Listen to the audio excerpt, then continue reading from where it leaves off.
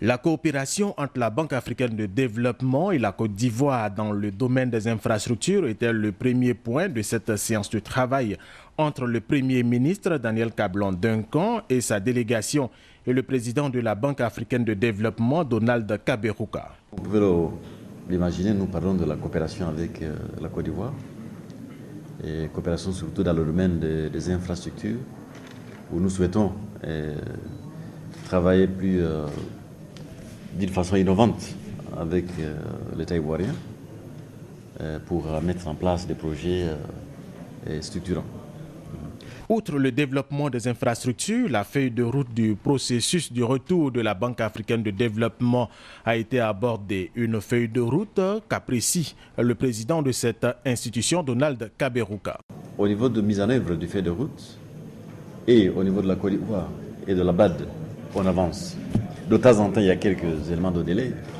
Dans tout projet de cette nature, il y a toujours quelques éléments de délai, mais nous faisons tout pour les rattraper afin de veiller au respect intégral. Je dis bien respect intégral de feuille de route qui a été indiqué à Tokyo. Donc voilà ce que je voulais vous dire. Sinon, on travaille la main dans la main avec l'État ivoirien et l'État tunisien pour veiller à ce que donc, le départ de la banque se fait dans les bonnes conditions. La franche collaboration entre les deux parties, la Côte d'Ivoire et la Banque africaine de développement, qui a enregistré des avancées notables dans le processus du retour de cette institution financière à son siège à Abidjan, permet à Donald Kaberuka de préciser la période de ce retour qu'il veut effectif. La feuille de route commence bel et bien avant la fin de cette année, avec les équipes d'avance qui vont aller sur l'Abidjan.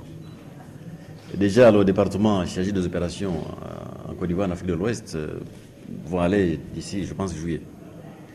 Maintenant, nous avons dans le feuille de route donc, les installations assez importantes. Les gens donc partent là au fur et à mesure que ces infrastructures sont en place. Mais nous avons bel et bien l'intention, je le dis ici formellement, que moi-même et le conseil d'administration, suivant la feuille de route, nous devrions être à Abidjan au premier trimestre de l'année prochaine. Maintenant, s'il y a 30 jours de retard, je ne sais pas, 40 jours ou des jours d'avance, ça ce n'est que normal.